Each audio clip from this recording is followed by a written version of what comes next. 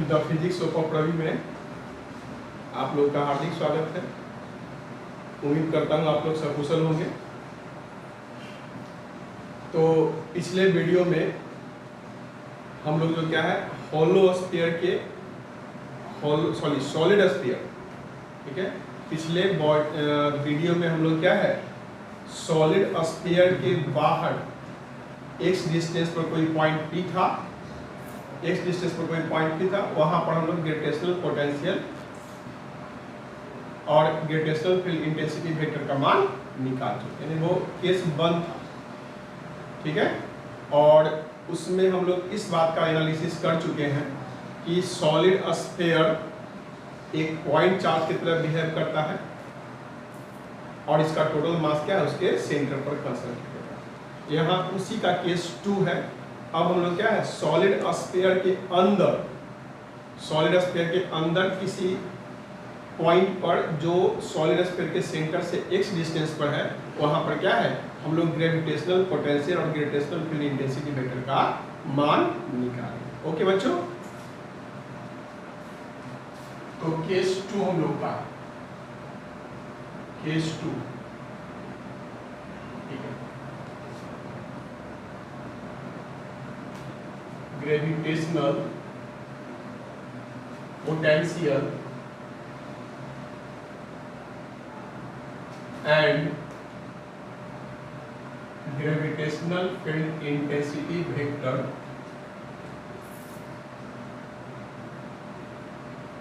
Due to solid sphere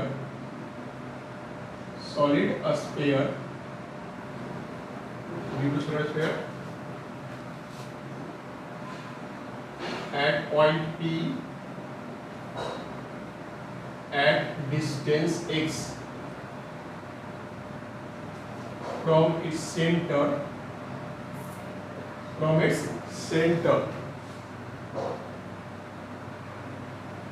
and inside the solid sphere। सबसे main बात तो यही है, inside the solid sphere के अंदर, सॉलिड स्फीयर के अंदर।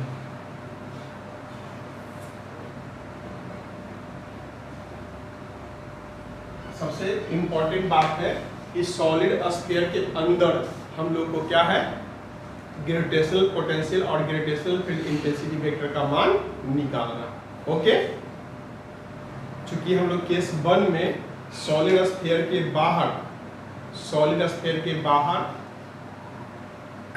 बाहर पॉइंट P पर ग्रेविटेशनल पोटेंशियल और ग्रेविटेशनल फील्ड इंटेंसिटी वेक्टर का मान बच्चों हम लोग निकाल चुके हैं पिछले वीडियो में, ठीक है। अब जो है हम उसी का आगे का पार्ट पढ़ने जा रहे हैं। अब जो है सॉलिड स्फीयर के सेंटर से x डिस्टेंस पर पॉइंट P पर हम लोग ग्रेविटेशनल पोटेंशियल और ग्रेविटेशनल फील्ड इंटेंसिटी वेक्टर का मान निकालेंगे, but inside the solid sphere. कहाँ निकालना है? Inside the solid sphere. एक सॉलिड स्फीयर है, यहां पर मैं मेंशन कर देता हूं कि सॉलिड स्फीयर है।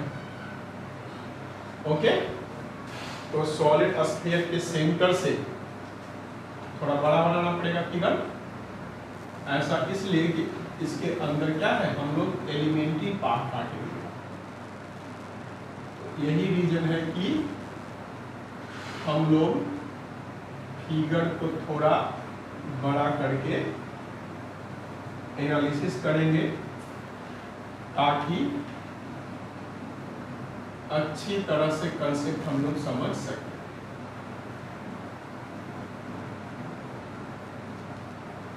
This is solid sphere. Okay बच्चों, अब यह इसका सेंटर है और सेंटर से x डिस्टेंस पर पॉइंट P है। यहाँ हम लोग को क्या है ग्रेविटेशनल पोटेंशियल और ग्रेविटेशनल फील्ड इंटेंसिटी वेक्टर का मान निकालना। ओके बच्चों, तो यहाँ पर हम लोग, ठीक है, एक सरफेस एस खींच लेते हैं और इसी पॉइंट पी पर हम लोग को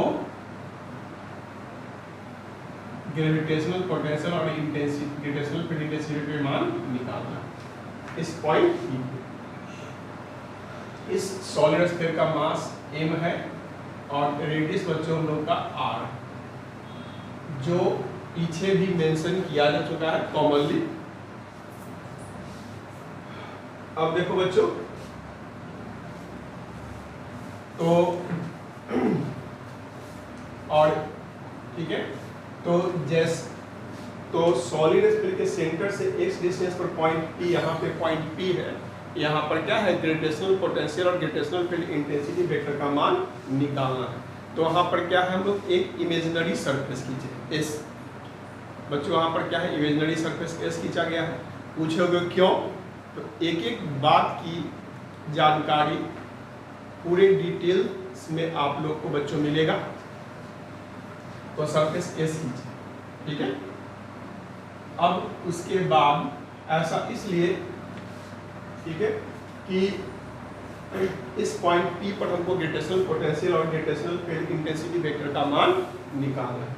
तो सरफेस S के अंदर जितना भी मास है, सरफेस S के अंदर जितना भी मास है उसके कारण यहाँ पर पोटेंशियल निकालेंगे, और सरफेस S के बाहर जो मास है उसके कारण पोटेंशियल निकाला जाएगा, ठीक है। और फिर दोनों को हम क्या है, ऐड कर देंगे, because potential, gravitational potential is a scalar quantity. तो फिर पूरे सॉलिड स्फीयर के कारण क्या है, ग्रेविटेशनल पोटेंशियल का मान आ जाएगा। और फिर हम लोग आगे का कहानी जानते हैं बच्चों, कि जब पोटेंशियल का मान निकल जाएगा पॉइंट P पे, तो फिर उसको जब हम डिफरेंशिएट कर देंगे x के रिस्पेक्ट में, तो ग्रेविटेशनल फील्ड इंटेंसिटी वेक्टर का मान निकल जाएगा। यही कारण है कि पॉइंट P पर बच्चों एक इमेजिनरी सरफेस S खींचा गया है। तो हम लोग का पहला टारगेट क्या हुआ कि सरफेस S के अंदर जो भी मास है उसके कारण पोटेंशियल निकालेंगे, और सरफेस S के बाहर जो मास है उसके कारण पोटेंशियल निकालेंगे, और फिर दोनों को ऐड करेंगे। ओके बच्चों, तो सरफेस S के अंदर तो पोटेंशियल का मान निकालना कोई बड़ी बात नहीं है, बट सरफेस S के बाहर यह मान लेते हैं लोग r रेडियस का और dx थिकनेस का, dr थिकनेस का।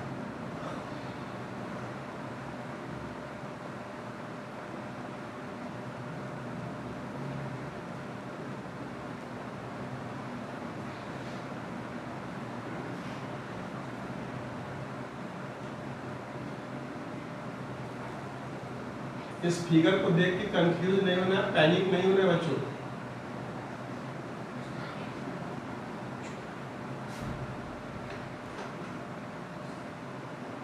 इस फिगर को देखकर पैनिक नहीं होना। थिकनेस dr है, हम लोग का थिकनेस कितना है बच्चों, dr है। थिकनेस क्या है, dr है। तो आप लोग पूछोगे dr, थिकनेस हम लोग का क्या है, dr है, यहाँ शो कर रहे हैं इस थिकनेस को dr है। तो आप लोग पूछिएगा कि सर कि dx थिकनेस का एलिमेंट्री पार्ट क्यों काटे हैं, तो इसका जवाब बच्चों यही है कि सरफेस S के बाहर जो पोटेंशियल है, सॉरी सरफेस S के बाहर जो मास है उसके कारण पोटेंशियल निकालने के लिए हमको एलिमेंट्री पार्ट काटना पड़ रहा है। यह क्या है, एलिमेंट्री पार्ट। वो तो जैसे जैसे हम लोग आगे बढ़े चर्चा करते जाएंगे।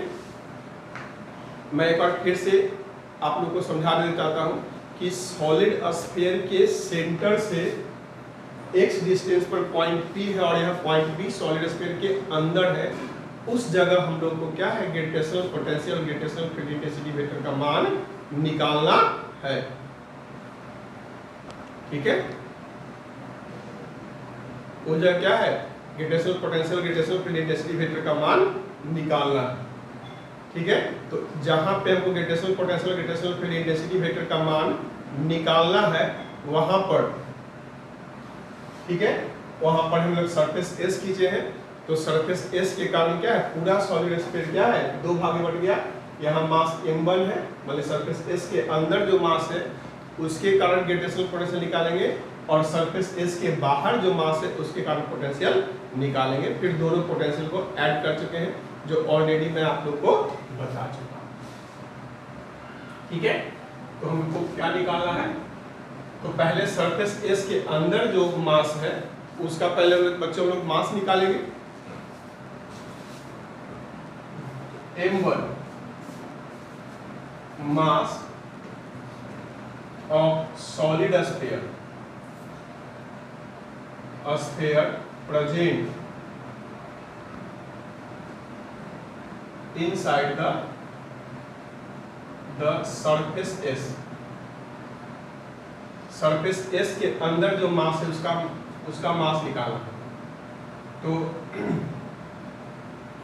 m/4/3 पाई r क्यूब बच्चों इसका क्या है, मास पर यूनिट वॉल्यूम निकल गया। यह क्या निकला, मास पर यूनिट वॉल्यूम। और कितना का मास हमको निकालना है, 4/3 पाई x क्यूब का।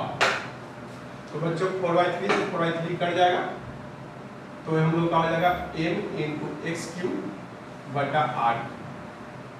तो बच्चों इस सरफेस S के अंदर, इस सरफेस S के अंदर जो मास है उसका हमने वैल्यू निकाली है।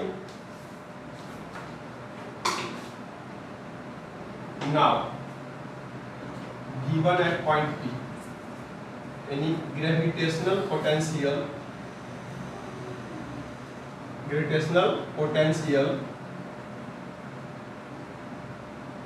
and gravitational potential at point P, gravitational potential at point P due to mass present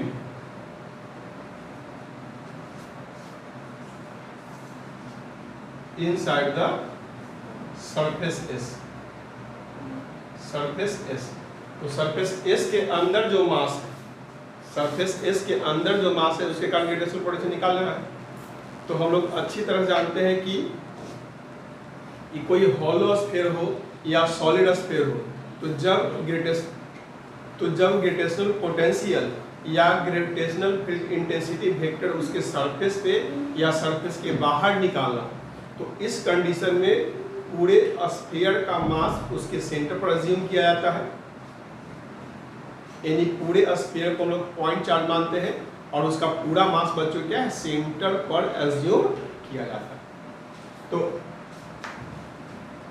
तो हम लोग देख रहे हैं क्या, -g m1/x, -g m1/x, चूंकि इतना दूर का जो मास जो है इस सरफेस S के अंदर जो मास है बच्चों, वह कहाँ कंसीडर रहेगा, वह कंसीडर रहेगा सेंटर पर।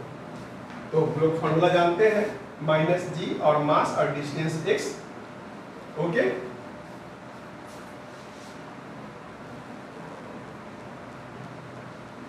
फिर देखो बच्चों यहाँ पे एक लाइन ऐसे ही बढ़ा देते हैं। तो -g और m1 का वैल्यू क्या है, mx³ r³ बटा x। x कट जाएगा तो वैल्यू हम लोग को आ जाएगा -g mx² बटा r³। यह बच्चों क्या निकला, सरफेस S के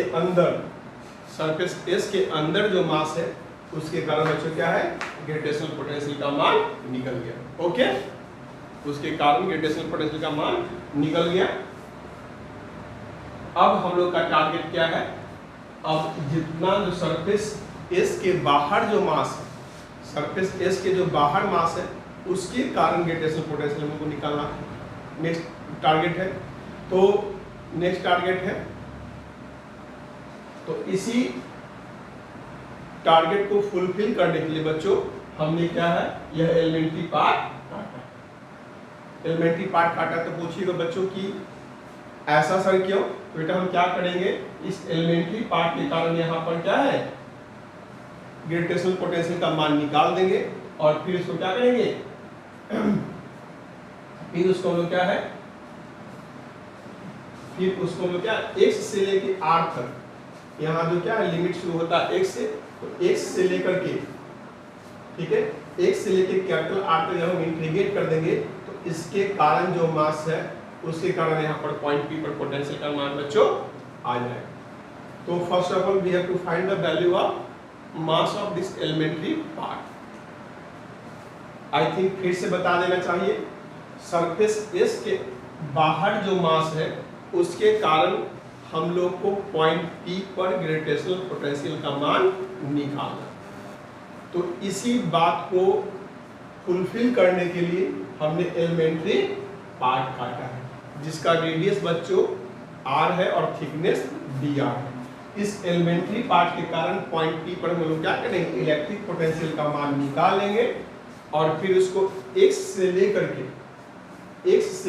के r तक जब इंटीग्रेट कर देंगे तो जो मास सरफेस S के बाहर है उसके कारण पॉइंट P पर बच्चों ग्रेविटेशनल पोटेंशियल का मान आएगा।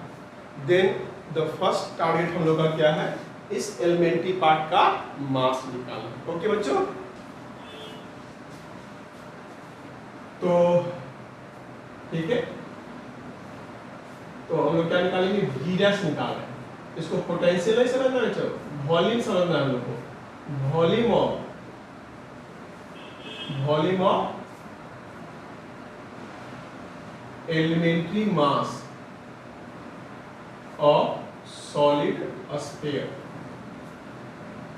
सॉलिड स्फीयर क्या निकालना है बच्चों, वॉल्यूम निकालना। तो वॉल्यूम इसका क्या हो जाएगा, एकदम सिंपल सी बात है, क्योंकि यह सेल है, ठीक है, एक खोखला प्याज का एक परत कैसे होता है, या मान लो कि प्लास्टिक का गेंद है तो उसका वॉल्यूम निकालना। तो उसका वॉल्यूम कैसे निकलेगा, जब 4 पाई r स्क्वायर कर दें इसका सरफेस एरिया निकल जाएगा बच्चों। इसका रेडियस चूंकि r है तो 4 पाई r स्क्वायर हम कर देंगे तो इसका सरफेस एरिया निकल जाएगा, और थिकनेस जब हम इसको मल्टीप्लाई कर देंगे तो इसका वॉल्यूम निकल जाएगा। ओके बच्चों,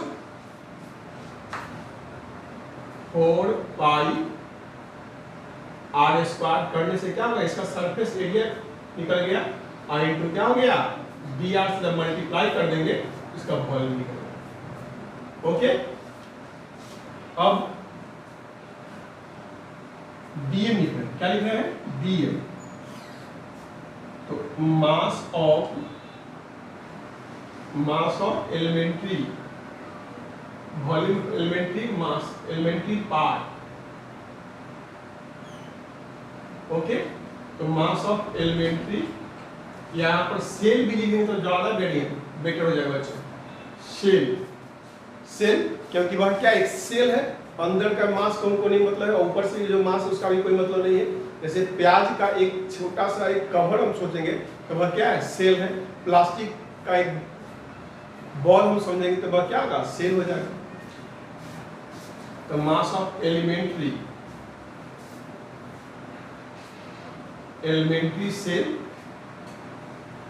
एलिमेंट्री सेल का मास बच्चों क्या हो जाएगा,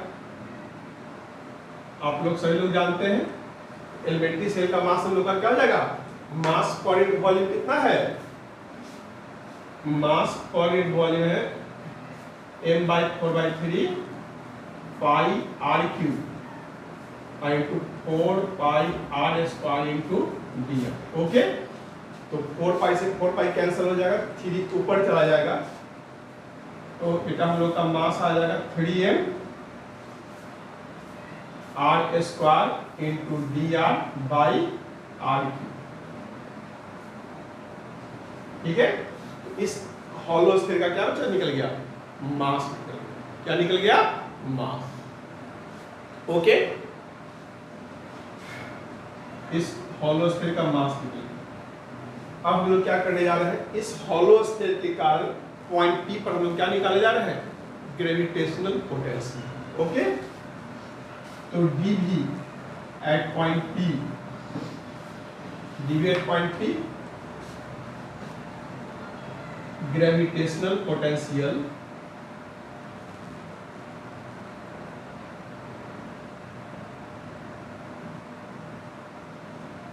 gravitational potential at point P due to elementary cell.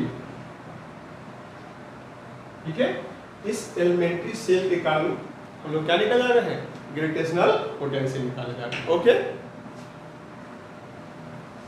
ठीक है। तो बच्चों इधर आप लोग को क्या करना है, वीडियो पॉज करके लिख लेना है, यह डाटा याद रखना है। ठीक है, कि Vp मतलब कि जो मास सरफेस S के अंदर है उसके कारण पोटेंशियल कितना है, -gm/x² ओके, वीडियो पॉज करके लिखना है।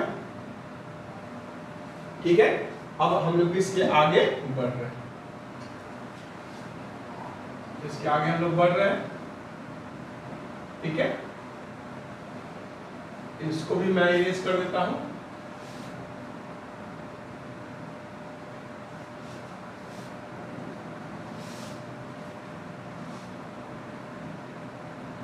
हम लोग जो dm या v डैश है, सीक्वेंस में निकाला जाएगा ताकि आप लोग को परेशानी ना हो, आप लोग को परेशानी न हो।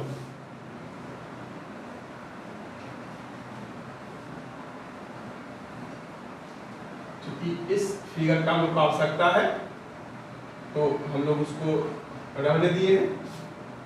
ओके, तो इस एलिमेंट्री सेल के कारण हम लोग क्या करेंगे, पॉइंट पी पर पोटेंशियल का मान निकालेंगे। तो कैसे, सुनो बच्चों, तो बराबर, चूंकि हम लोग अच्छी तरह से जानते हैं कि हॉलो स्फीयर के अंदर, बहुत ही बेसिक बात है, हॉलो स्फीयर के अंदर किसी भी पॉइंट पर पोटेंशियल, ग्रेविटेशनल पोटेंशियल का मान कांस्टेंट हो जाएगा, जो आगे हम लोग इस बात की चर्चा कर चुके हैं। और हॉलो स्फीयर के अंदर किसी भी पॉइंट पर ग्रेविटेशनल पोटेंशियल का मान कांस्टेंट होता है और उसका वैल्यू उतना ही होता है जितना सरफेस पे होता है। तो इसके कारण इस पॉइंट पर पोटेंशियल कितना हो जाएगा, जितना इस सरफेस पे होगा उतना ही पोटेंशियल यहाँ पे होगा। तो कितना होगा, तो -g × dm/r, जितना पोटेंशियल इस जगह पे होगा उतना ही पोटेंशियल यहाँ पे होगा। फॉर्मूला तो बेसिक हम लोग जानते हैं, -g, इस एलिमेंट्री सेल का मास dm और यहां से यहां तक का डिस्टेंस r, क्योंकि इस एलिमेंट्री सेल को हम लोग एज्यूम कहां चल रहे हैं, dm यहां पे मान के चल रहे हैं। ओके बच्चों, -g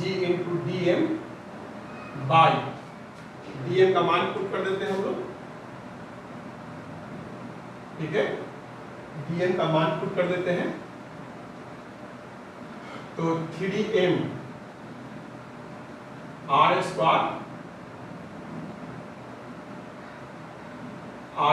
3m r² × dr/r³ r। Okay बच्चों, यह r से यह r कैंसिल हो जाएगा, हम लोग का क्या निकल जाएगा, -3gm r/r³ dB at point P। Okay बच्चों, तो इस एलिमेंट्री सेल के कारण यहाँ पे क्या है, पोटेंशियल का मान निकल गया। अब इसी वैल्यू को हम लोग क्या करेंगे, इसी वैल्यू को हम लोग इंटीग्रेट कर देंगे। हम लोग का लोअर लिमिट बच्चों रहेगा x और अपर लिमिट क्या रहेगा, r है। क्यों, क्योंकि यहाँ इतने दूर का हमको वैल्यू लेना है, x तो वेरिएबल है, ये सॉरी यह r तो क्या है, वेरिएबल है। Then the lower limit will be x and upper limit will be capital R. Okay. V2 at point P, gravitational potential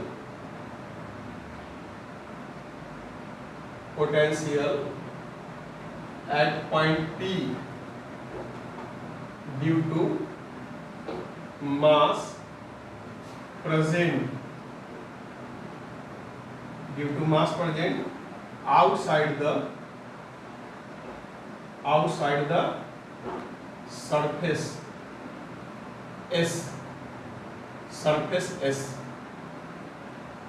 surface S के अंदर, सॉरी सरफेस S के बाहर जो मास है उसके कारण क्या है, ग्रेविटेशनल पोटेंशियल का मान हम लोग को निकालना है। देन लोअर लिमिट हम लोग का x हो जाएगा और अपर लिमिट कैपिटल R हो जाएगा, और इंटीग्रेट किसको करना है, minus GM 3GM R dr by R। Okay बच्चों, तो कांस्टेंट टर्म बाहर निकल जाएगा, तो minus G 3GM by R cube, x से लेकर के R तक, और R बच्चों लोगों को जगह वैल्यू। ओके, तो मैं इधर इरेज कर रहा हूँ, इसके बाद आगे बढ़ा देते हैं। तो V2 at point P equal to क्या हो जाएगा, minus 3GM by R cube. अब इसका इंटीग्रेशन आप लोग अच्छी तरह से जानते हैं, R स्क्वायर बाई 2 हो जाएगा, लोअर लिमिट x और upper limit R, minus 3GM by R cube. 2 को ही बाहर निकाल देते हैं, तो हम लोग क्या करेंगे, R square minus x square. Okay बच्चों, तो यह हम लोग का निकला क्या, सरफेस S के बाहर जो मास है उसके कारण ग्रेविटेशनल पोटेंशियल बच्चों हम लोग निकाल चुके हैं। अब क्या है, सरफेस S के अंदर भी हम लोग ग्रेविटेशनल पोटेंशियल का मान निकाल चुके हैं, और सरफेस S के बाहर भी ग्रेविटेशनल पोटेंशियल का मान निकालेंगे। अब इसी दोनों वैल्यू को हम लोग ऐड करते हैं, तो पूरे हॉलो स्फीयर के कारण, सॉरी सॉलिड स्फीयर के कारण पॉइंट P पर बच्चों लोग का ग्रेविटेशनल पोटेंशियल आ जाएगा। एकदम बेसिक बात है। नाउ इसको मैं इरेज कर रहा हूँ, आप लोग लिख चुके होंगे।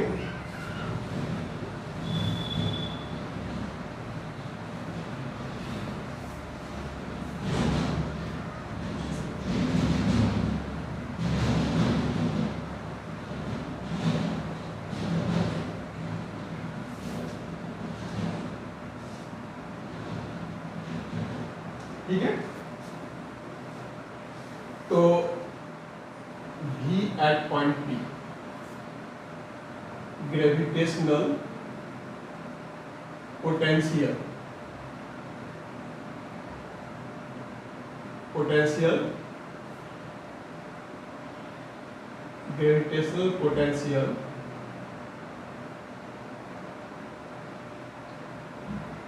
Eight point P due to solid sphere, at point P due to solid sphere। ठीक है, और यह क्या है, इनसाइड के लिए, यहाँ हम फिर से लिख देते हैं इनसाइड के लिए, तो V1 at point P plus V2 at point P। Okay बच्चों, तो V1 का मान याद करो, हम लोग कितना निकाले थे, minus GMX square by R cube निकाले। ओके, और प्लस V2 का मान हम लोग निकाला है, माइनस 3GM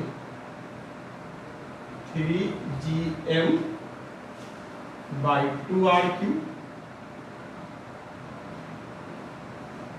ठीक है बच्चों, minus GMX square by R cube, plus हम लोग का वैल्यू है minus 3GM by 2R cube,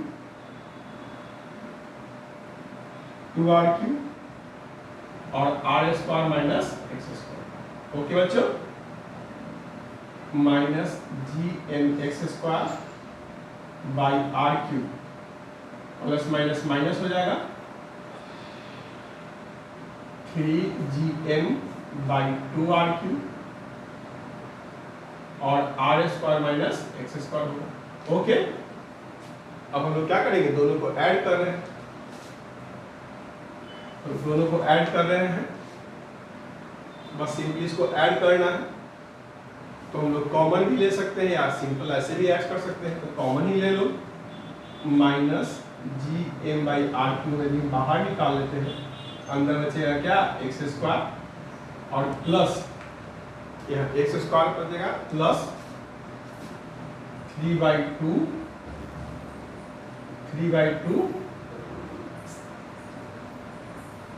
ji M by R का 3/2 बचेगा और R square minus x square minus G M by R cube, LCM लेंगे बच्चों तो क्या हो जाएगा 2x square plus 3r square minus 3x square by 2। Okay बच्चों, एक लाइन यहाँ पे लिखा जा सकता है, आई थिंक नहीं लिखा जाए तो कोई बात नहीं, मैं इधर बढ़ जाता हूं।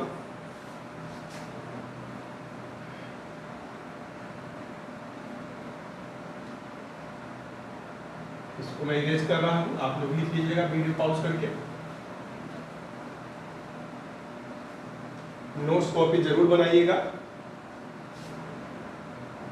तो जी एट पॉइंट पी तो हम लोग का वैल्यू हो जाएगा minus G M by R cube. Okay, तो 3r square minus x square by 2, 3r square minus x square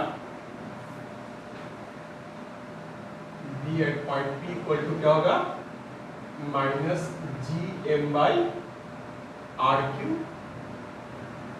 और 3r square minus x square by, okay बच्चों, minus G M by 2r cube और 3r square minus x square be at point P. Okay बच्चों, इसके कारण क्या है, हम लोग ग्रेविटेशनल पोटेंशियल का मान निकाल चुके हैं। सॉलिड स्फीयर के अंदर हम लोग ने क्या है, सॉलिड स्फीयर के अंदर इसके सेंटर से x डिस्टेंस पर पॉइंट P था, वहां पर हम लोग क्या है, वहां पर हम लोग ग्रेविटेशनल पोटेंशियल का मान निकाल चुके हैं। कैसे कैसे निकाले हैं हम लोग अच्छी तरह से देख चुके होंगे, समझ चुके होंगे। अब हम लोग का नेक्स्ट जो क्या है, कहानी क्या है, ग्रेविटेशनल फील्ड इंटेंसिटी वेक्टर निकालना। तो बहुत ही आसान है, इसलिए आसान है क्योंकि हम लोग जानते हैं जो चीज़ हम लोग के जहन में है, जिस कंसेप्ट को हम लोग ने समझ लिया है वह आसान होता ही है। जैसे जैसे हम लोग आगे बढ़ते जाएंगे, पीछे बात को ध्यान में रखना पड़ेगा, जिससे क्या है आगे के बाद जो है समझने में सहूलियत होगा। तो क्या समझने में सहूलियत होगा कि हम लोग पोटेंशियल निकाल चुके हैं बच्चों, हम लोगों ने पोटेंशियल का मान निकाल चुका है। अब जब उसको हम क्या है एक्स के रिस्पेक्ट में, ठीक है, एक्स के रिस्पेक्ट में, क्योंकि एक्स वेरिएबल है, एक्स के रिस्पेक्ट में जब हम डिफरेंशिएट कर देंगे then we will obtain the value of gravitational field intensity vector. Okay, further, ठीक है, फर्दर इसका कोई आवश्यकता नहीं है, सो आई इरेज इट। हम लोग का सॉलिड स्फीयर है just because. Further gravitational field intensity vector at point P, at point P due to solid sphere. Solid sphere ऊपर से हम लोग मेंशन करने आ रहे हैं कि इन साइड का निकालना है। क्या निकालना है, इन साइड का बच्चों निकालना है, तो माइनस dv बाई एक्स। बहुत ही आसान बात है, यह हम लोग यहाँ भी पढ़ रहे हैं। सेम थाउट जो है हम लोग को इलेक्ट्रोस्टैटिक्स में पढ़ना है, और हम लोग पढ़ेंगे जो 12th का टॉपिक है। सेम थाउट, यहाँ पर मास बच्चों रहेगा, वहाँ पे चार्ज, ठीक है। ग्रेविटेशन का कॉन्सेप्ट, ग्रेविटेशन का कॉन्सेप्ट, इलेक्ट्रोस्टैटिक्स का कॉन्सेप्ट और मैग्नेटिज्म का कॉन्सेप्ट सिंपल, मतलब कि सेम होता है, सिंपल है, सेम होता है। क्यों? क्योंकि तीनों की तीनों क्या है, फील्ड ही, ठीक है। इसलिए अभी यदि आप लोग ध्यान से समझिएगा तो 12th का टॉपिक जो इलेक्ट्रोस्टैटिक्स में आपको बहुत ज़्यादा हेल्पफुल होगा, यह सभी concept. Okay, minus D, D की जगह क्या आ जाएगा, GM/2R3 और हम लोग जाएगा 3s/r² माइनस x² ओके बच्चों, तो हम लोग इसको क्या करते हैं, कॉमन टर्म बाहर निकाल लेते हैं, तो minus GM/2R3 3r² minus x², okay, by dx। इसको मैं इरेज करता हूं, इसको आप लोग वीडियो पॉज करके बच्चों लिख लीजिएगा।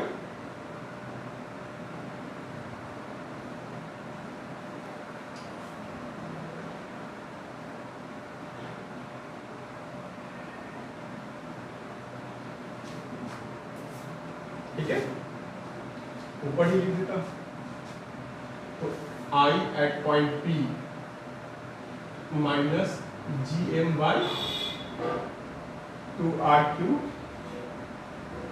और जब इसको हम लोग डिफरेंशिएट करेंगे तो x तो बच्चों क्या है, कांस्टेंट, तो इसका डिफरेंशिएशन क्या हो जाएगा, 0, और माइनस x² का डिफरेंशिएशन क्या हो जाएगा, 2x। ओके बच्चों, तो माइनस GM/2R3 I2 क्या आ जाएगा, minus 2x, minus minus cancel, sorry minus minus plus, 2 से 2 कैंसिल हो जाएगा, तो माइनस GMx/r।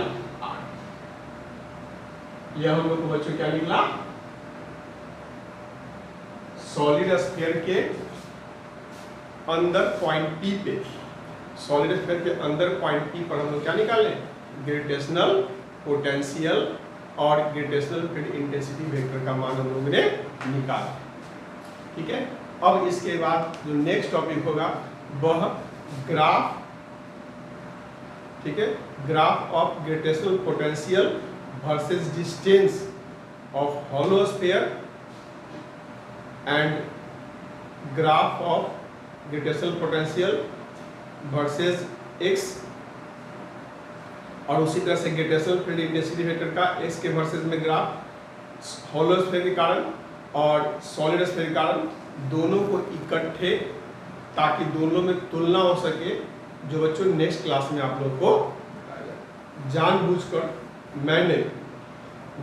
मैंने वहाँ पे हॉलो स्फीयर में भी ग्राफ आप लोग को नहीं बताया था और सॉलिड स्फीयर का ही नहीं बता रहा हूँ, और दोनों को जब एक ही साथ बताया जाएगा तो कंपैरिजन करने में, बात को समझने में ज़्यादा हेल्पफुल होगा, ज़्यादा समझदारी आएगा, ज़्यादा क्लियरिटी आएगा। तो मैं समझता हूँ कि आप लोगों को यह अच्छी तरह से समझ में आ गया होगा। तो आप लोग को वीडियो वॉच करने के लिए धन्यवाद, और हम लोग नेक्स्ट वीडियो में मिलेंगे। Thanks for watching.